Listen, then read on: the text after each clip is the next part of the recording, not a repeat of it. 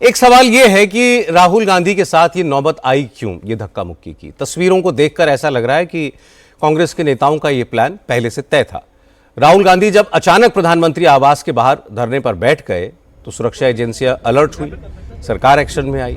केंद्रीय मंत्री Jitendra Singh, home secretary Govind Mohan को मौके पर भेजा गया, राहुल गांधी से बात करने को कहा गया। करीब आधे घंटे तक जितेंद्र सिंह वहां राहुल गांधी के साथ बात करते रहे।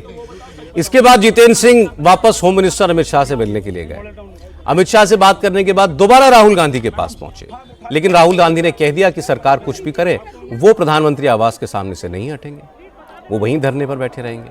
इसके बाद जितेंद्र सिंह मीडिया के सामने आए और उन्होंने डिटेल में बताया कि राहुल गांधी से उनकी क्या बात हुई थी, उन्होंने राहुल गांधी से क्या कहा, राहुल गांधी ने उनसे क्या कहा और राहुल ने धरना खत्म करने के लिए क्या शर्त रखी।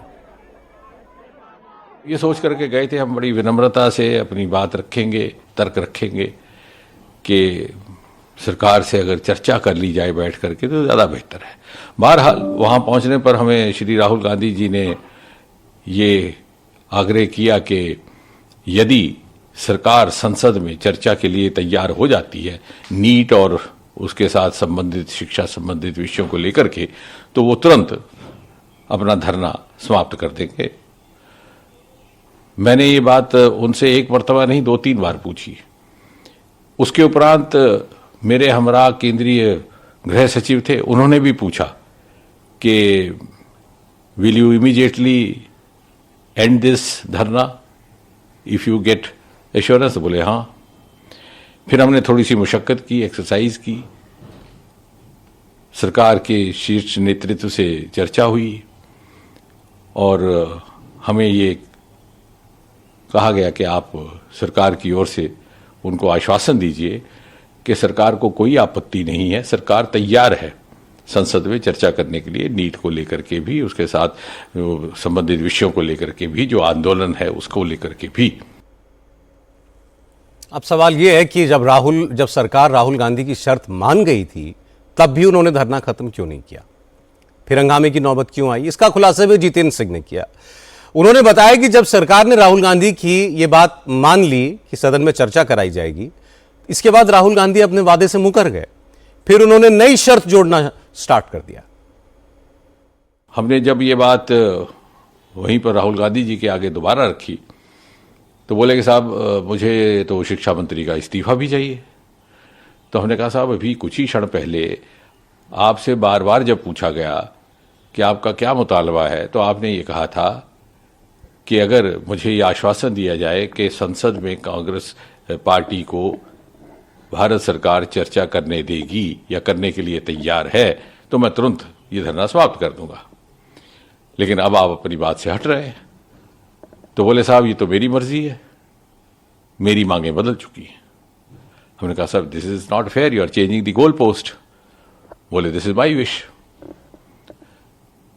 तो फिर हमने उनको विनम्रता से समझाने का प्रयास किया कि आप जैसे वरिष्ठ नेता को, जो नेता प्रतिपक्ष भी हैं, एलओपी भी हैं, ये शोभा नहीं देता कि कुछ ही क्षणों में आप अपनी बात से मुकर जाए।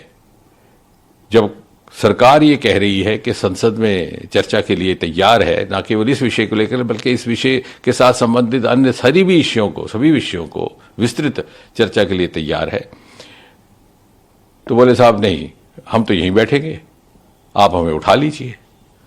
बोले साहब मैं तो आपसे चर्चा करने आया था बड़ी विनम्रता से, आपको उठाने का तो हमारा इरादा नहीं था, मैं तो सिर्फ आपसे ये अनुरोध करने आया था, लेकिन ऐसा लग रहा है कि आप शायद आप उस मूड में ही नहीं हैं कि आप कुछ वाया मीडिया या रास्ता निकाला जा सके।